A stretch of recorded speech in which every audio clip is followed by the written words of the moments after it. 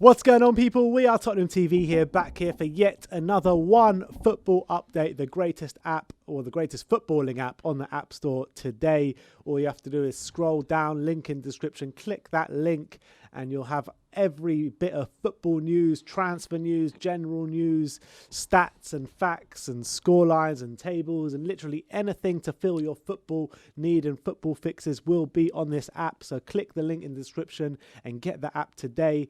And let's take you through some of the top stories on the app this week. What we got? All right, so first off, we'll look at Pochettino. He's been talking about his time at Tottenham. Obviously, he's now manager of PSG. They just lost 1-0 to Lille on the weekend in what was quite a damaging defeat in terms of the Liga title race. All familiar story. All familiar story in terms of Pochettino. Well, it's probably the first time he was ever leading a league. In terms of Tottenham. That's definitely true. But he was talking about his time at Spurs and what he could take away from his time at Spurs, what he's learned from it. He's been quoted because he was asked, he says, now with PSG, Pochettino has not forgotten his roots with his time with Tottenham, and he told Le Parisien he does not believe that is much different tactical manager now than he was at Tottenham. He says, our principles remain the same, but we adapt. We continue to evolve according to what we encounter. We are not the same coaches as at Southampton or Tottenham. That's obvious. The wealth of experience makes you better. We are looking to improve our methods to be more efficient. He went on to say, ask, is there much more pressure to succeed at PSG than there was with Tottenham? He says yes, because the club is more watched, more publicised in the world. Tottenham was too, but what PSG generates is a step above. He was then asked, Pochettino has plenty of goals outlining for his current PSG run, which includes possible success in the Champions League competition. He says, you have to lay the foundations for a solid future, and any change requires a little time. PSG is built to win. We need to analyse what is missing to win the Champions League and get closer to the goal little by little. Progress must be constant. We must have the feeling of being closer and closer. So that's Pochettino speaking a little bit about the differences between managing PSG and Spurs, and yeah, makes complete sense. Definitely no surprises in there, really. It's definitely a much different job managing PSG than Spurs. With Spurs, as he said, as you even pointed out on Twitter, in terms of the quotes, like Spurs, he's saying here Spurs are built. PSG is built to win. But when he was the manager of Tottenham, he said Tottenham weren't focused on winning titles and things. They had other priorities. Yeah, he'd say. Look, it makes complete sense. PSG, the biggest team in France. I mean, when's the last time they didn't win the league in France? When under Emery. You have to think. You have to think about it. You know what I mean? Emery. So they're staunch favourites to win the league in France every year. The reason of the change of manager wasn't because it wasn't going well for them in the league. It was because they want to win that Champions League and they think Poch is the right man for the job. But it was an all too familiar story with his game against Lille, wasn't it? Mm-hmm. Literally, very, very much reminded me of when we played Leicester that season, and Leicester beat us 1-0. And that was kind of the deciding game, really, for a lot of that season. I still think they'll win the league, though. I do still think they'll win the league. How much of a blow would it be if they don't? Massive. I think it'll be a massive blow. I think if they don't win the league, that is going to be seen as a massive underachievement. Massive. What if they win the Champions League and don't win the league? I think they'll take that. They'll take that for sure, because they've been dying for the Champions League for so many years now. I think they'll take 1 year not winning the league if it means the Champions League through that door. Yeah, so I guess he's still got a couple of avenues, but a lot to play for Pochettino from now to the end of the season. But things aren't going as swimmingly as maybe you would hoped, but he still could end the season with a league title and even a Champions League trophy. Let's move on, though. Well, it's fair. You say Champions League trophy. They play Bayern this week. Yeah, it's not going to be easy. Definitely not going to be easy. Let's move on to the story about Mourinho. Journalists claims that some Tottenham players left angered by Mourinho's comments after the Newcastle draw. This is according to Alistair Gold, who from Football London, who's had a bit of an exclusive saying that his comments post-match, for example, same coach, different players, have left a bad taste in a lot of the Tottenham players' mouths. Where was the quotes? Basically, Alistair Gold saying that a lot of the players are left angered by a lot of his comments post-match. I can understand the stuff about Toby Alderweireld, what that they're angry about that and stuff like that. But when it comes to saying that the players need to be better and maybe calling the players out, Does he have a right to do that, or do you think or do you not think that? I think he does have a right to do it. I think that the Spurs players are fairies, basically. They're absolute fairies. I mean, they can't take criticism at all. Their mentality is shot to pieces. They can't even take a bit of criticism that's completely warranted. I mean, they need to take a closer look at their performances unless apart from them judging Mourinho for calling them out in the press. I mean, you see other managers doing it that don't get a bad rap for it. Arteta does it. I've seen other managers. Tuchel, I've seen. Yeah, exactly. Tuchel's brought on done it. Hudson-Odoi and took him exactly. off a few minutes later. You get a lot of managers doing this in the press, and nobody gets a bad rap for it apart from Jose Mourinho, which I don't really understand. I mean, the players have been an absolute disgrace this season. So, I mean, if I was the manager, I'd be calling him that out in the press. I think it's a bit of a breath of fresh air. But on the flip side, I do want him to assume a bit of responsibility as well. I think that it's right to call them out in the press, but he also needs to recognise his own flaws as well. I think that's the sticking point. I think the players wouldn't have too much to kind of argue about if he was to do that as well, if he was to assume responsibility in the press as much as he digs out the players too. Yeah, that's probably something like. Do you think he is too interested in protecting his own reputation? 100%, 100%. His ego in that sense. 100%. But on the flip side, like when he has the history he does in the game and he's achieved what he has achieved in the game, like does he not maybe earn a bit of respect in that sense, that if he says something, that the players should take it on board, as opposed to like just feeling sorry for themselves and saying, oh, this is bullshit, like he's talking rubbish and all that kind of stuff. Look, even though he's earned the right to do whatever he wants in this game with his CV, he's earned the right. You can't dwell too much on the past, and you got to live in the here and the now. And Jose Mourinho is not the perfect manager. He has made a lot of mistakes at his time at Tottenham, and he needs to assume responsibility because of that. And the way we are this season, in my opinion, is an underachievement.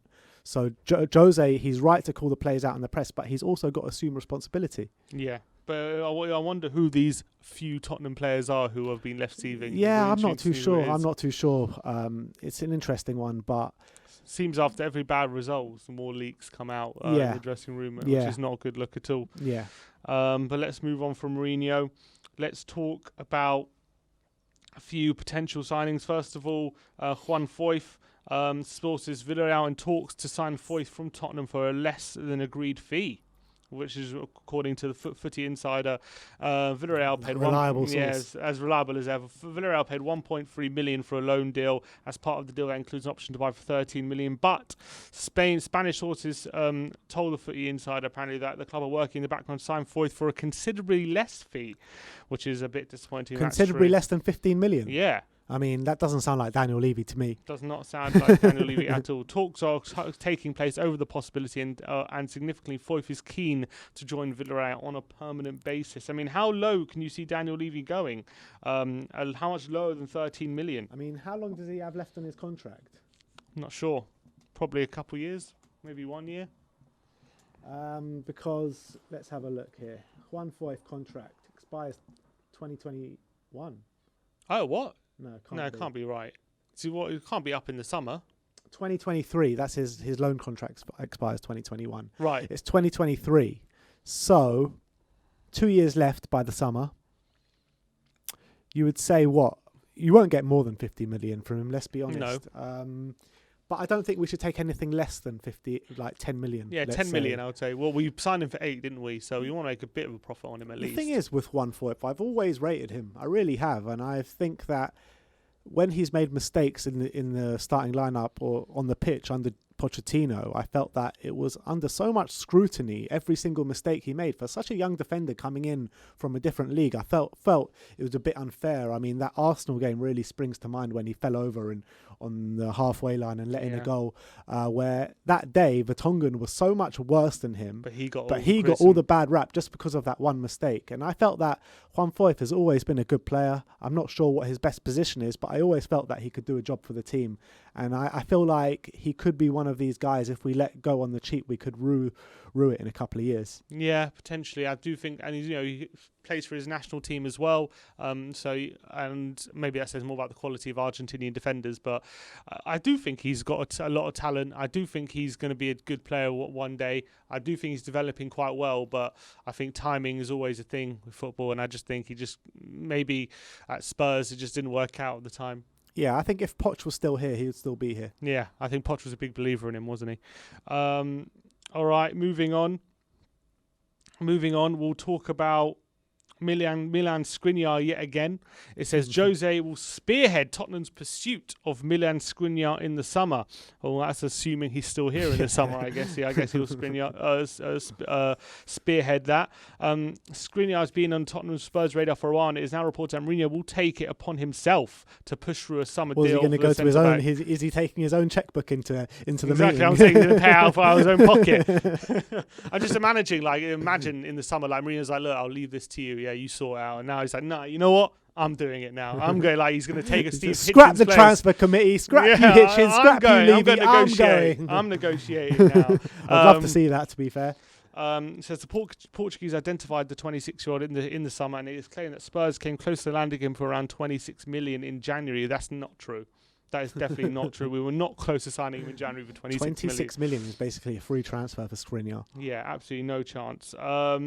Look, I think unfortunately the ship has sailed. I think that's the sad reality. It's always going to keep cropping up because we were so close to getting him and linked with him so heavily. But I think the fact that he's playing every week in, week out with Inter, and Spurs don't even look like getting Champions League at the moment. I can't see why he would even come here right now. The thing is, last summer it was quite widely reported that Inter were going through some big financial difficulties. Yeah. So that's the only thing which we could kind of slightly have in our favour. If he's going to cost something like 75 million, obviously that's a no-go for us. But what's the kind of max do you see us spending on him? But is his price going to be going down from last summer? I can't see that. It all depends kind of if they're still in this financial difficulty, but they look nailed on to win the league, Champions League football again for next season. So yeah, and I don't know how much money you get for winning the league in Serie A, but I'm sure it's a lot. So I don't know. I'm sure that will help with any financial burden they have. Personally, I think the ship has sailed. It's another one which we're going to be like, oh, imagine if we signed him. Mm-hmm. It's just a sad state of affairs because we could have had him in the summer for an affordable price. And Daniel Levy does what Daniel Levy does, and we missed out on him again. Another player that we've missed out on. Yep, I completely agree. This is an interesting story. It says, according to the Daily Mail, Tottenham will not have to pay the 30 million compensation to Mourinho if the club sacks him due to certain clauses in his contract. Apparently, I'm trying to get what the amidst.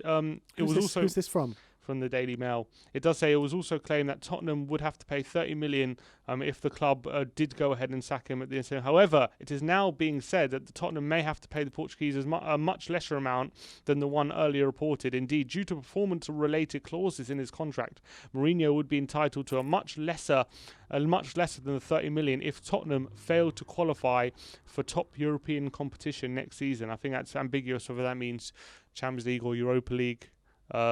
Maybe not Conference League. No, Conference League.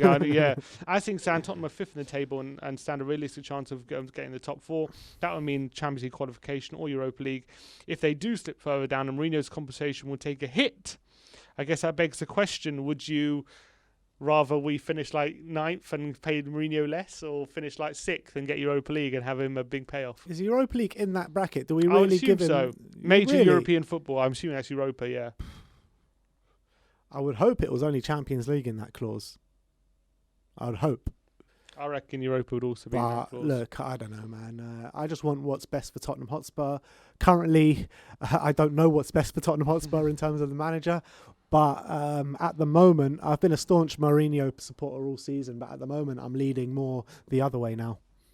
Yeah, I mean, just some of his stuff he's come out with recently is not a good look. Yeah, when you see this kind of stuff coming out from Jose, you know it's like the beginning of the end, really.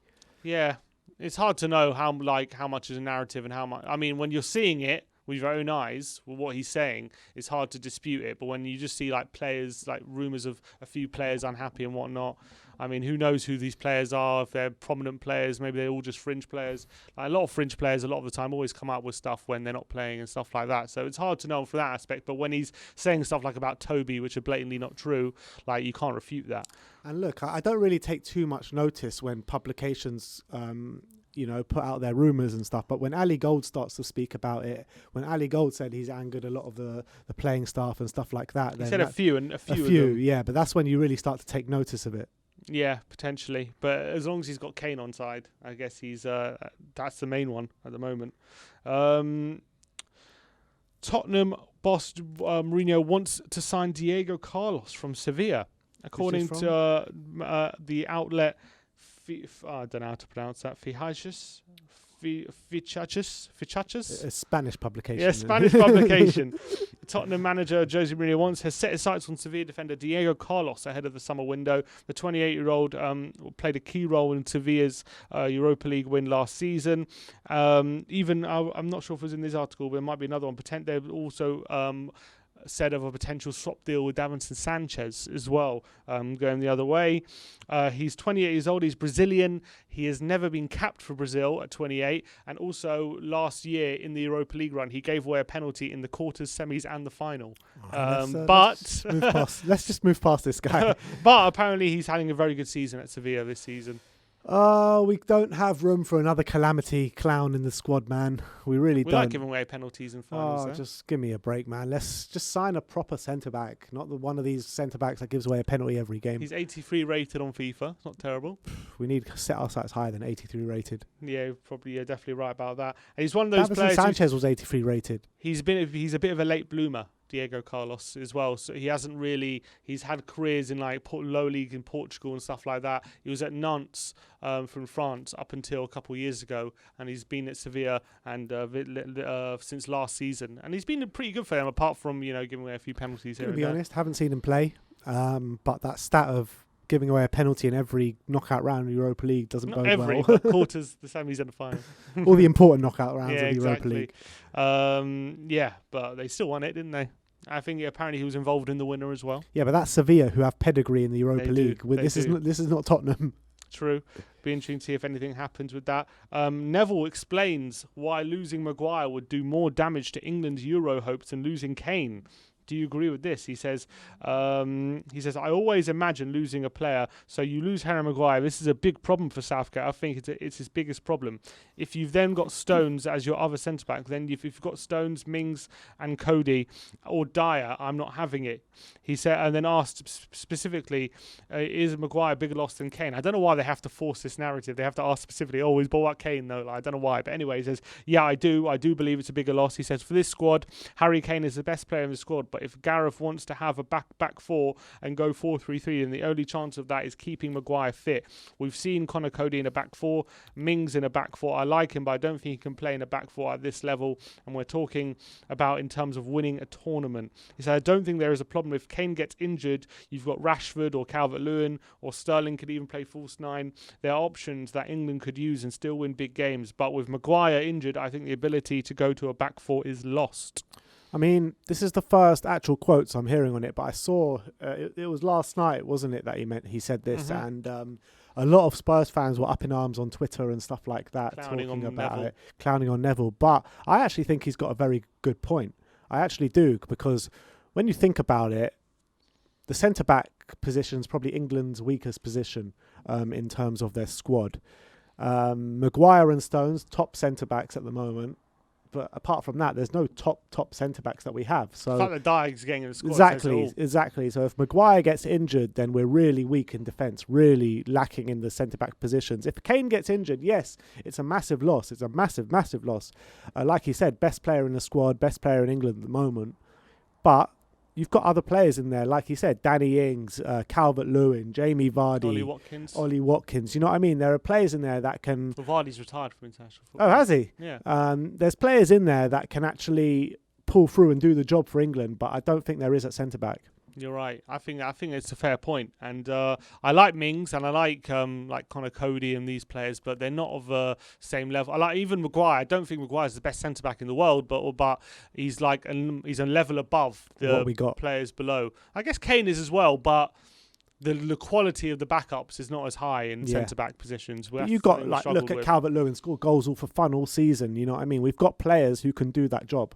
We've got players who can score goals. We've got players who can put the ball in the back of the net. And these Spurs fans on Twitter last night took it as a direct attack on Harry Kane, but it wasn't. Yeah, but I don't know why they always have to draw these. Why does Harry Kane always have to come in the conversation? The reason why Harry Kane comes in the conversation is because he's the best player in the England squad. Yeah. That's why. Maybe, yeah, you're probably right about that. Tottenham laying the groundwork for Marcel Sabitzer, which is a come on, Sabitzer, just sign that deal, man. Sign on the dotted line. I don't know how many more stages of this deal can be reported on. Apparently, we're laying the groundwork now. Apparently, we weren't laying it before. Now it's being laid. It's a good step forward.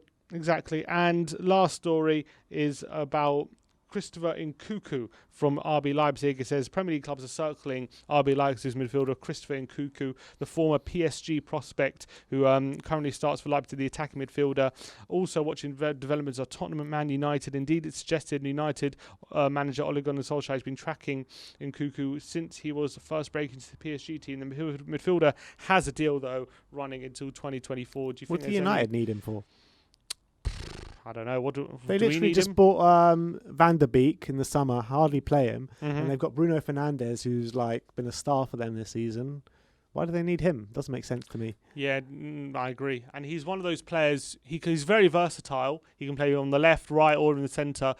He's got good dribbling ability. He's one of those players who will frustrate you. He's a bit like, say, Alex Iwobi, someone like that. Oh, great. Yeah, I think he's a better version of Alex Iwobi, but he's someone who does look good when he's on the ball and he dribbles past players and stuff like that, and he gets in promising positions, and then he just doesn't have that.